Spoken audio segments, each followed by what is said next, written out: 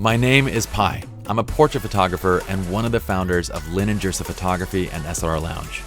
We're teaming up with Adorama to bring you a new series of photography tutorials called Master Your Craft right here on Adorama TV. In this video, I'm going to show you why 24 and 35mm primes are my favorite prime lenses. In addition, I'm going to show you how to best use these lenses when it comes to portraiture.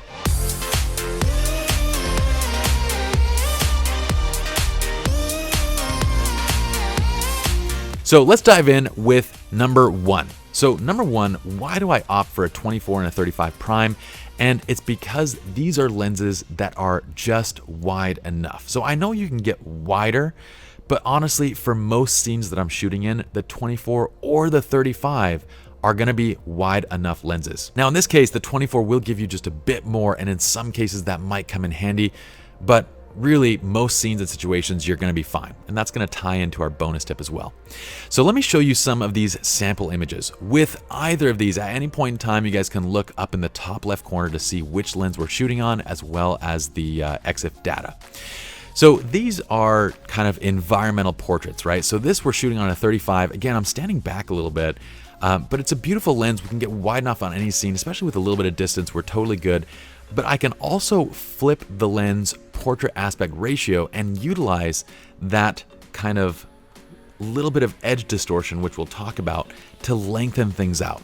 So here I'm shooting kind of portrait aspect. That way we can pull in the sky, we can get more of the background, but we're also kind of lengthening the dress and exaggerating the movement in the shot. So this is what I mean about just wide enough. We can get down low. This is on a 24mm. I can get down low and I can really frame using a foreground that leads into my subject and capture plenty of room in these environmental portraits. Similarly, this is at night and we are standing right on the side of a street and I have to back up to get this shot. And with a 24, it's just nice because I don't have to back up that far. I can have my subjects rather large in the frame without backing up too far. And here I'm jumping into the crosswalk for just a moment while we have the right of way to get the shot on a 24, which on a 50 or an 85, I'm gonna be across the street trying to get this shot. And it's gonna have a very different look and feel. Next, these lenses are awesome because with these prime focal lengths, we get a wide lens that actually has depth of field to it. So you don't always have to shoot at 1.4, and I would highly encourage you to not always shoot at 1.4. But when you do want to utilize that depth of field, you get beautiful foreground to background separation, which in this shot we're using to frame our subjects on this road underneath all the foliage, which is taking up all the negative space in the shot. In this shot, we're standing in close and we're using that depth of field to just kind of separate our subject from the background just a bit. And in this shot, again, we're standing in close while using the depth of field to separate the subjects underneath that horizon line to create this really cool kind of separation between sky versus ground versus our couple that's framed right in the middle of it. Next, these lenses are great when it comes to low light. So here the sun is about to set. We're still at 1/1000th of a second f1.4 and ISO 100. Here, the sun has already set. We're maybe 5-10 minutes into dusk. We're still at 1/800th f1.4 and ISO 100. Here, we are well into dusk. This is probably 20-25 minutes after the sun has set, if not a little bit more. We're starting to get that interesting kind of uplighting on the clouds from the bottom. And we're still at 1/250th f1.4 and ISO 800.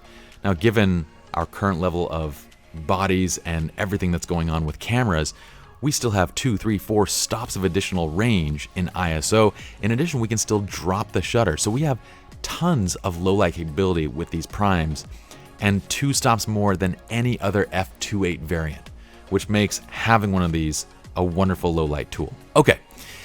Next, one of my favorite aesthetic components about these focal lengths is that they're in the action focal lengths.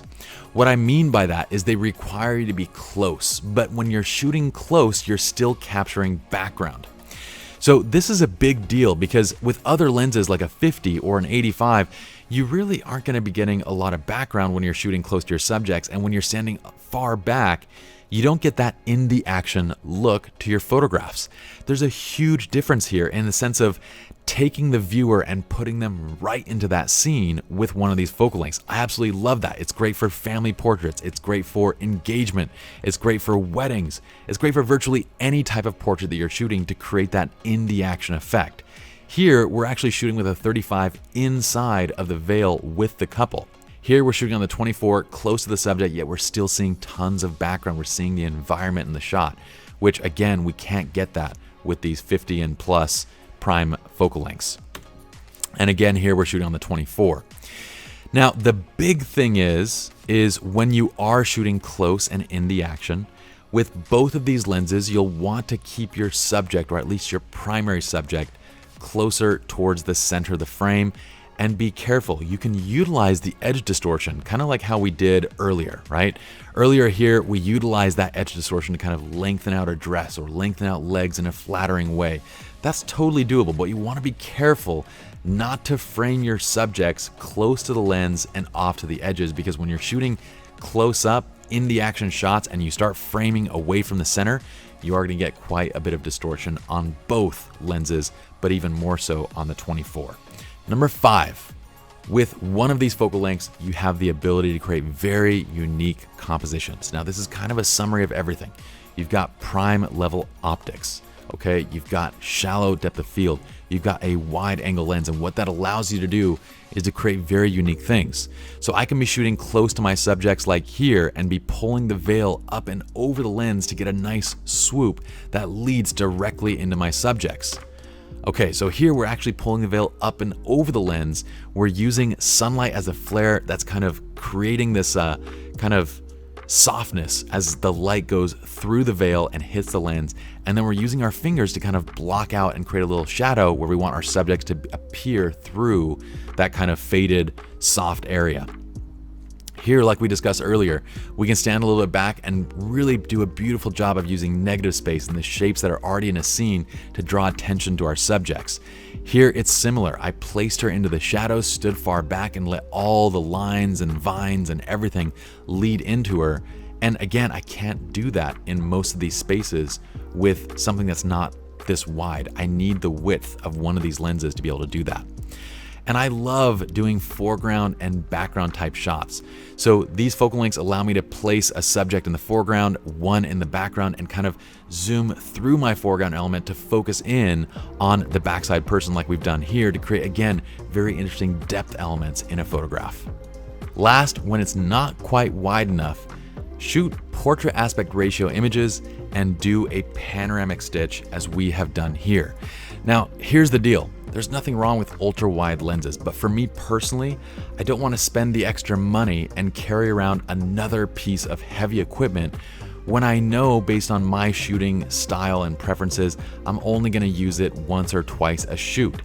So when I get into those situations, like with this particular situation, I'm just going to do a panoramic stitch, which I just went from each side on a tripod, and then I stitched it into our final image, which would be, equivalent to like an 11 to 17 or whatever it is that we need to get to.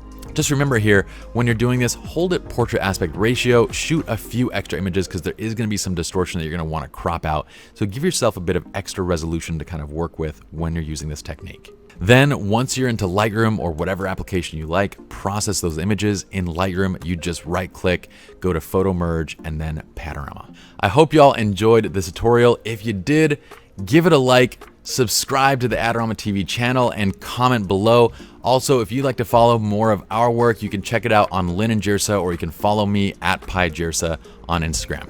I'll see you guys in the next video.